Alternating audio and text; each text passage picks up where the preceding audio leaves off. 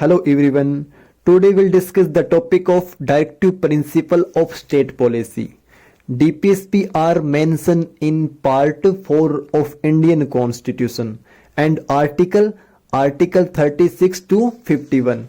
Article 36 say कि the state has the same meaning as in part 3 and part 3 say the state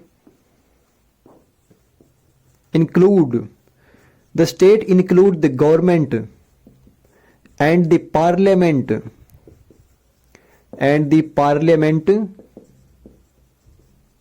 of India.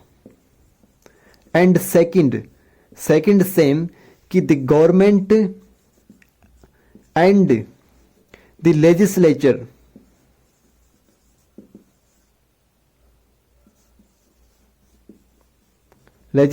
of each of state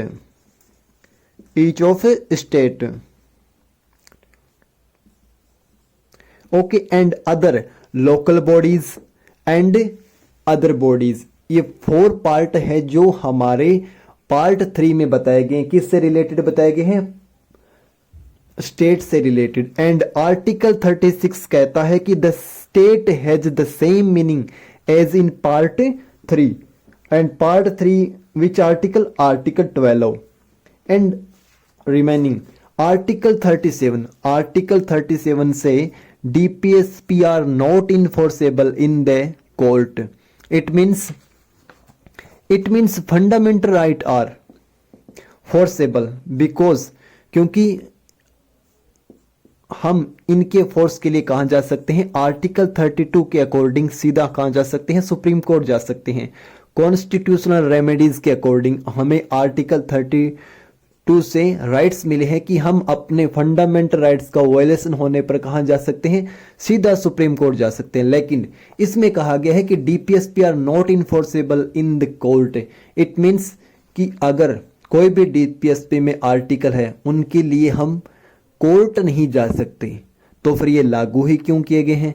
तब doctor Bhimrao Ambedkar महोदय ने कहा था कि हम इनके लिए कोर्ट नहीं जा सकते लेकिन पब्लिक कोर्ट जा सकते हैं. अब पब्लिक कोर्ट क्या होती है? पब्लिक कोर्ट का सीधा सा अर्थ है कि जब इलेक्शन होगा तब गवर्नमेंट यानी जो भी पार्टी सत्ता में है वो आके वोट मांगेगी. अगर पार्टी आगे वोट मांगेगी और पार्टी ने वर्क नहीं किया है तो उसे वोट नहीं दिया जाएगा. तो पॉलिटिकल प्रेशर बनाया जाता है पब्लिक कोर्ट के माध्यम से. इसलिए DPSP are not enforceable in court but forceable in public court. Okay, आगे हम आर्टिकल 31 फर्स्ट देखते हैं. कॉन्स्टिट्यूशन में आर्टिकल 31 फर्स्ट नहीं दिया गया है, इसको हमने ही क्लासिफिकेशन किया है. कैसे? आर्टिकल 31 से कि the state shell create a social order for the promotion of public welfare and in which social, economic, political justice is assured to every individual. It means हमारे स्टेट का वर्क क्या है? हमारे स्टेट का work होता है कि वो क्या करेगा? Socially, economic and political justice करेगा. अब सोशली का मतलब अगर समाज में अगर प्रोहिबिशन है, डिस्क्रिमिनेशन है तो क्या किया जाएगा? वहां पर इसे चेंज किया जाएगा, उसमें सुधार किया जाएगा. इकोनॉमी की अगर हम बात करें, किसी के पास ज़्यादा प्रॉपर्टी है जो लीगल नहीं है या फिर एक लिमिट की ज़्यादा बियॉन्ड उसके पास अगर प्रॉपर्टी है तो उसकी प्रॉपर्टी को लिमिटेड किया जाएगा, यानी उसकी प्रॉपर्टी को एक्वायर किया जाएगा. एंड पॉलिटिकल जस्टिस की बात करें तो इसमें हमें वोट्स राइट्स होंगे. किसी के साथ भी कोई भी किसी भी प्रकार का डिस्क्रिमिनेशन नहीं किया जाएगा, उसकी caste, religion, property etcetera. And ये इंडिविजुअल यानी प्रत्येक व्यक्ति के लिए डिसाइड किया जाएगा. ओके. एंड सेकंड कि the state will try to remove inequality, income, prestige and facility. It means कि इनइक्वालिटी कहां पर हो सकती है? इनइक्वालिटी हो सकती है इनकम में. जैसे मान लीजिए कोई व्यक्ति है, कोई वर्कर है जो फैक्ट्री में काम कर रहा है एंड उसका मालिक ओनर है, उसके पास ज्यादा प्रॉपर्टी होगी एंड वर्कर के पास कम प्रॉपर्टी होगी. इससे क्या होगा? डिस्क्रिमिनेशन होगा, यानी इनइक्वालिटी होगी। तो स्टेट क्या करेगा, ऐसा काम करेगा जिससे क्या है कि इनके बीच में इनइक्वालिटी ना रहे। ओके। एंड सेकंड, इसमें प्रतिष्ठा, प्रेस्टाइज का अर्थ है कि प्रतिष्ठा। कोई भी व्यक्ति है अपने जन्म से हाई लेवल का लो लेवल का नहीं माना जाएगा, सभी को इक्वल ट्रीट किया जाएगा। फैसिलिटी, किसी को भी एक्स्ट्रा फैसिलिटी नहीं दी जाएगी गवर्नमेंट के द्वारा। अगर कोई डिप्राइव्ड है तो उनके कल्याण के लिए कार्य किया जाएगा। लेकिन अगर ऐसा नहीं है कि किसी का स्टेटस सिंबल अगर हाई है तो उसको अलग से ट्रीट किया जाएगा, नहीं। गवर्नमेंट की नज़रों में, स्टेट की नज़रों में सभी क्या होंगे, इक्वल होंगे। और स्टेट प्रयत्न करेगा, क्या करेगा, ट्राई करेगा क्या, इनइक्वालिटी यानी असमानता को दूर करने की। ओके। तो यहां पे आपको एक चीज याद रखना है कि स्टेट ऐसा प्रयास इनइक्वालिटी के लिए नहीं करेगा कि किसी की जमीन प्रॉपर्टी को डिस्ट्रीब्यूट कर दे सभी में, नहीं। वो रीजनेबल रेस्ट्रिक्शन के द्वारा ही ऐसा कर सकता है।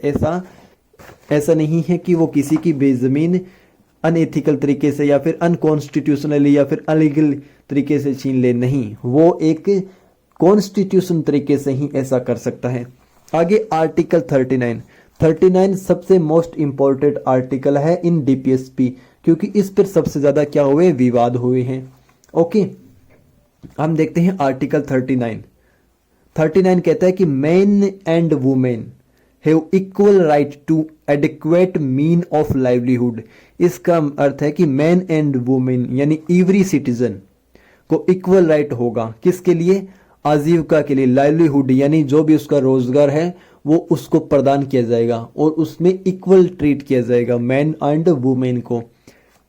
सेकंड कहता है कि ownership and control of material should be in A collective interest of the community. इसका सीधा सा अर्थ है कि जो भी हमारे मटेरियल रिसोर्स है, मटेरियल रिसोर्सेज है, लैंड हो गया, कोई खान है, कोई जैसे माइन है, ये जो भी हमारे मटेरियल रिसोर्स है उनको क्या किया जाएगा, डिस्ट्रीब्यूट किया जाएगा।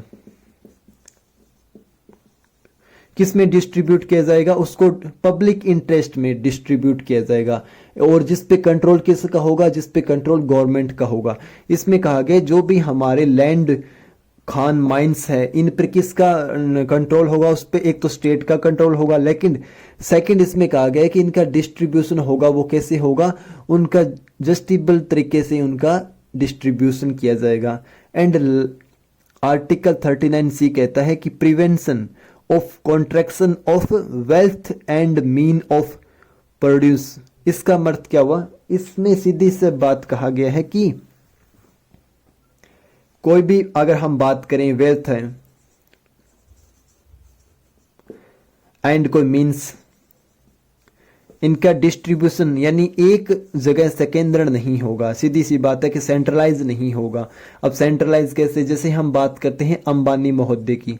अगर अंबानी महोदय अगर अपने मार्ट के माध्यम से सब्जी भी बेच रहे हैं, ग्रोसरी का सामान भी बेच रहे हैं और मेडिकल भी कर रहे हैं, सब काम कर रहे हैं, तो इससे क्या होगा, रेडी पट्टी वाले का काम डाउन चला जाएगा और जो सारा मनी है वो किसके पास आ जाएगा, सारा मनी अंबानी महोदय के पास आ जाएगा। इससे क्या होगा, जो रेडी पट्टी पर काम कर रहा है उसका धंधा चौपट हो जाएगा। तो धन का संकेंद्रण किसके पास हो रहा है, अंबानी महोदय के पास।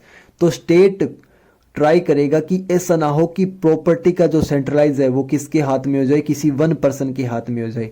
तो स्टेट ऐसी इकोनॉमिक पॉलिसी बनाएगा, ऐसा इकोनॉमिक फ्रेमवर्क तैयार करेगा जिससे ये कंडीशन ना हो। ओके। लेकिन ये क्या है, ये डीपीएसपी है। तो डीपीएसपी है इसलिए ये अंबानी महोदय पर रिस्ट्रिक्शन नहीं लगा सकता। आगे कहा गया equal pay for equal work, सबसे महत्वपूर्ण है equal pay for equal work for man and women. यानी यहाँ पर किसी भी मैन को या फिर वुमेन को इसलिए ट्रीट नहीं किया जाएगा कि वो फिजिकली रूप से अनफिट है या फिर मान लीजिए कि कमजोर है, वीक है, नहीं।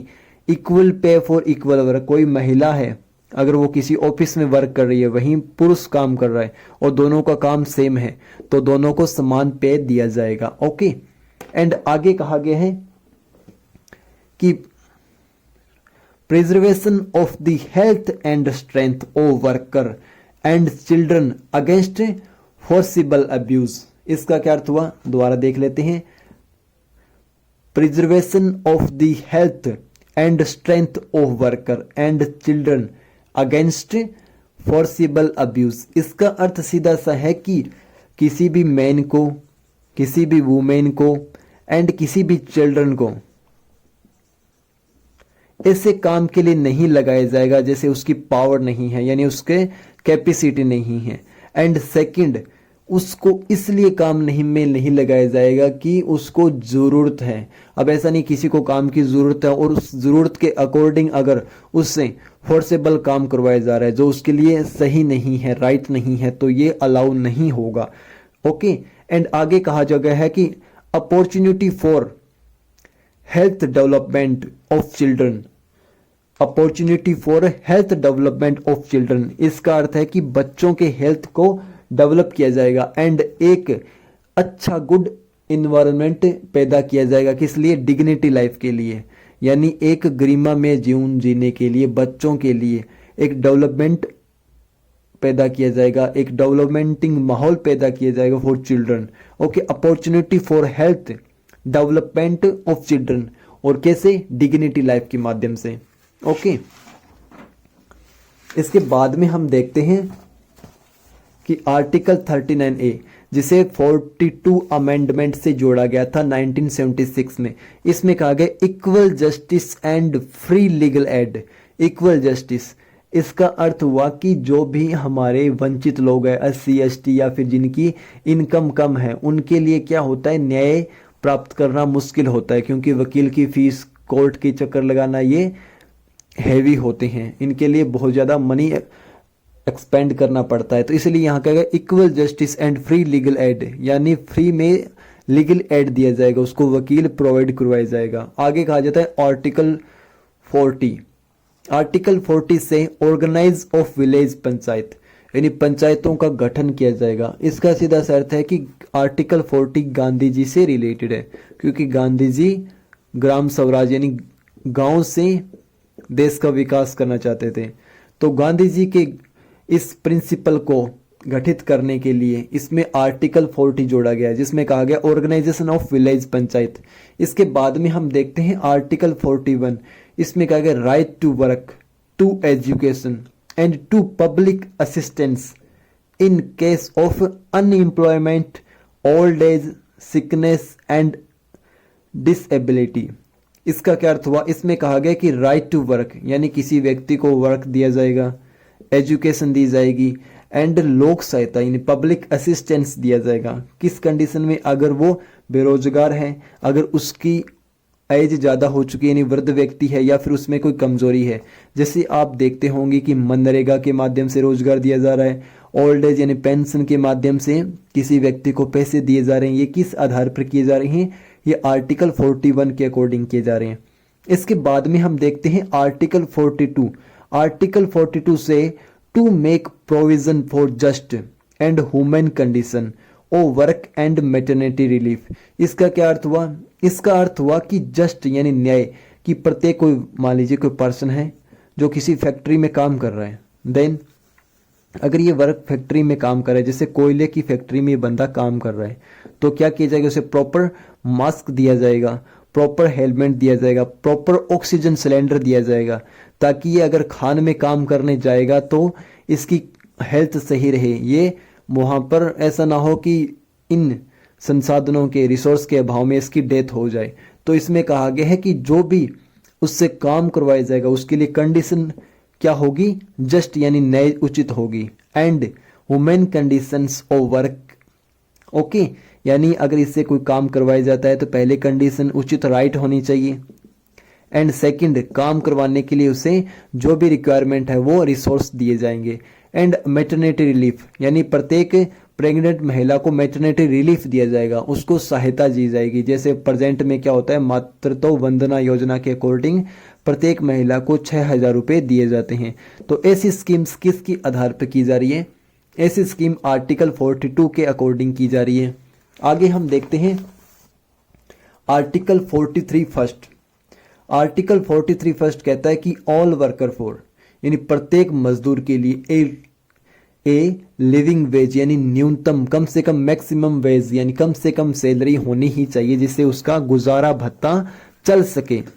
ओके, यानी a living wage, a decent standard life यानी एक अच्छा जीवन स्तर जो वो डिजर्व करता है। तो डिसेंट लाइफ स्टैंड के लिए क्या करना पड़ेगा, उसको अच्छे से सैलरी देनी होगी। उसके लिए क्या होना चाहिए, रोटी कपड़ा मकान होना चाहिए। तो एक decent standard of living life होनी चाहिए। सोशल एंड कल्चर अपॉर्चुनिटी, इसका क्या अर्थ हुआ, अगर वो अपनी होली दिवाली या फिर कोई और त्यौहार है तो उनको अगर सेलिब्रेट कर रहा है तो उसे क्या दी जाएगा, हॉलीडे दिया जाएगा एंड प्रॉपर अपॉर्चुनिटी दी जाएगी ताकि वो उसमें पार्टिसिपेट कर सके।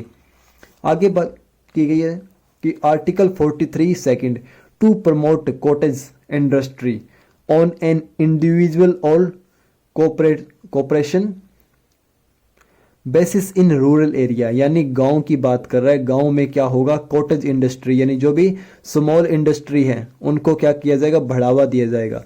एक तो इंडिविजुअल यानी कोई पर्सनली अगर करना चाहे तो, अगर कोई किसी का समूह बनाकर अगर ऐसा करना चाहे तो भी बढ़ावा दिया जाएगा गवर्नमेंट के द्वारा।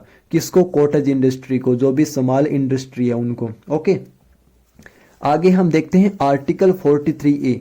आर्टिकल 43A कहता है to take step to secure the participation of worker in the management of industries, यानी ये 42 अमेंडमेंट के द्वारा ऐड किया गया है। इसमें कहा गया कि to take step to secure the participations of worker in the management of industries. सीधी सी बात है कि अगर कोई मालिक है जो फैक्ट्री का मालिक है और वर्कर है यहाँ पे, तो इसको भी इस में पार्टिसिपेंट करने का हक होगा। जैसे मान लीजिए कि इसके पास 100 शेयर है तो इस मजदूर के को भी हक होगा कि वो एक शेयर बाय कर सके, जिससे क्या होगी, इसकी भी हिस्सेदारी पार्टिसिपेशन हो किसमें, फैक्ट्री में। ओके, इसे कब जोड़ा गया था, इंदिरा सरकार के द्वारा 42 अमेंडमेंट के द्वारा इसे ऐड किया गया है।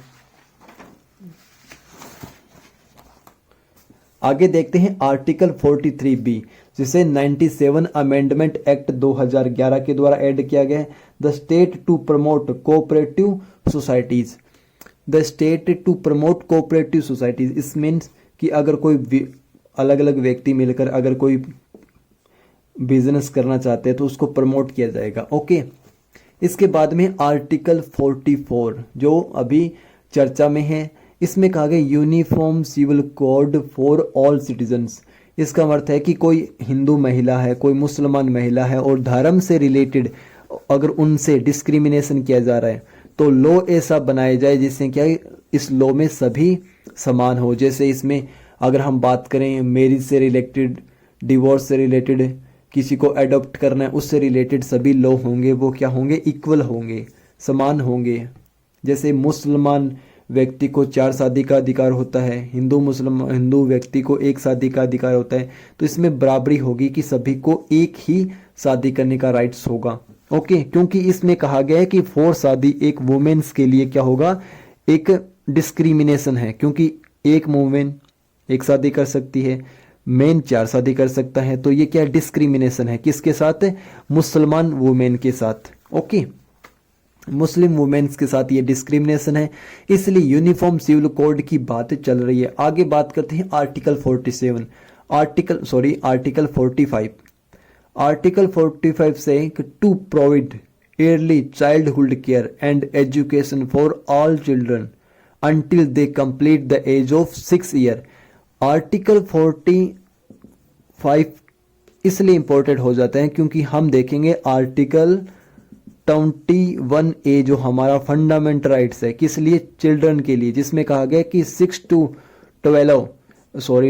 14 एज के जो भी बच्चे हैं उनके लिए स्टेट क्या करेगी, कंपल्सरी एंड फ्री एजुकेशन करेगी। एंड लेकिन इसमें आर्टिकल 45 जिसे 86 अमेंडमेंट के द्वारा ऐड किया गया है, इसे भी 86 अमेंडमेंट के द्वारा ऐड किया गया है और इसकी लैंग्वेज को चेंज कर दिया गया। इसमें कहा गया to provide early childhood care and इसमें कहा गया है कि बालकों का ध्यान रखा जाएगा। And education for all children यानी प्रत्येक बच्चों के लिए क्या होगी, शिक्षा का प्रावधान किया जाएगा। कब तक, 0 से 6 वर्ष की आयु तक। कौन करेगा, स्टेट करेगा। ओके, आर्टिकल 46 से to promote the educational and economic interest of SC ST and other weaker section.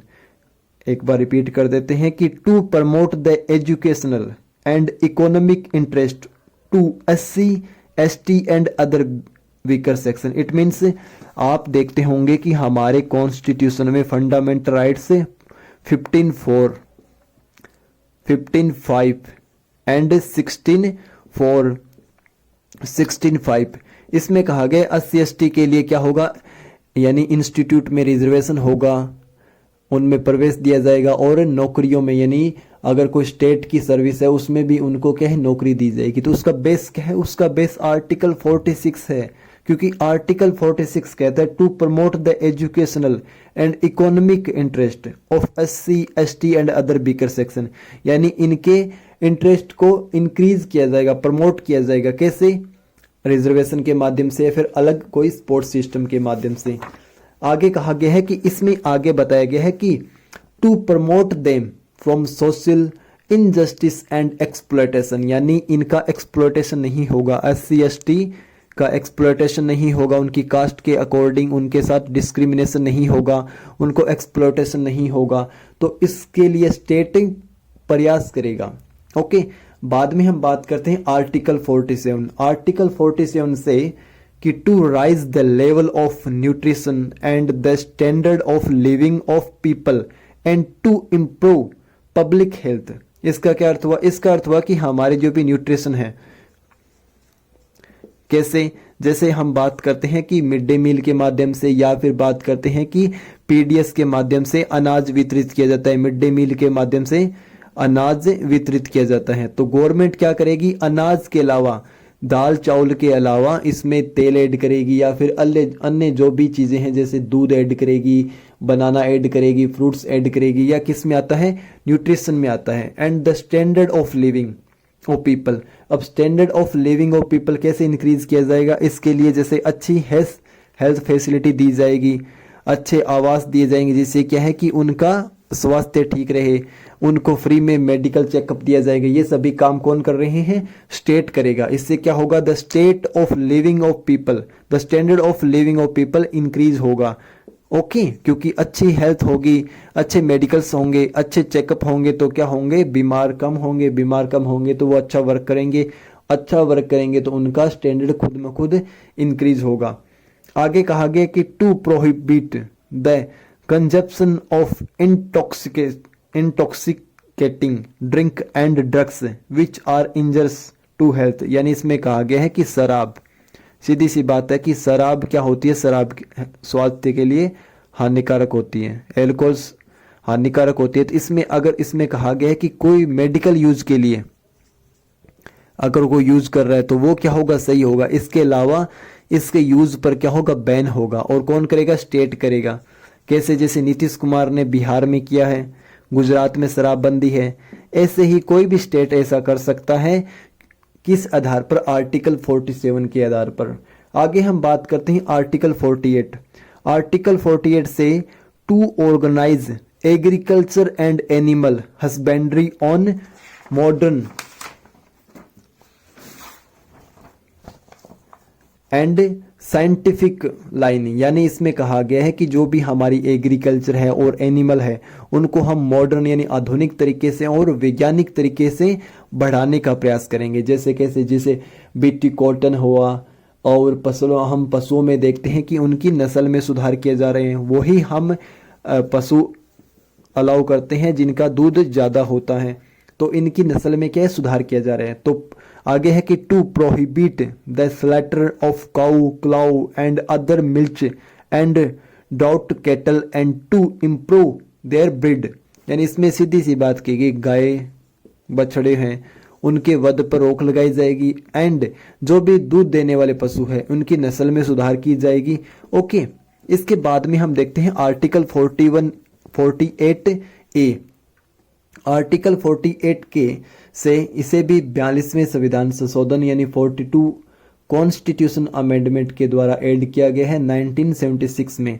इसमें कहा गया कि to promote and improve the environment and to safeguard forest and wild life, क्योंकि 1971 से ही वाइल्ड लाइफ के बारे में इंटरनेशनल लेवल पर बहुत सारी चर्चा विचर्चा हो रही थी, इसलिए हमारे कॉन्स्टिट्यूशन में भी इस चीज को ऐड किया गया। कैसे कि to promote and improve the environment and to safeguard forest and wild life.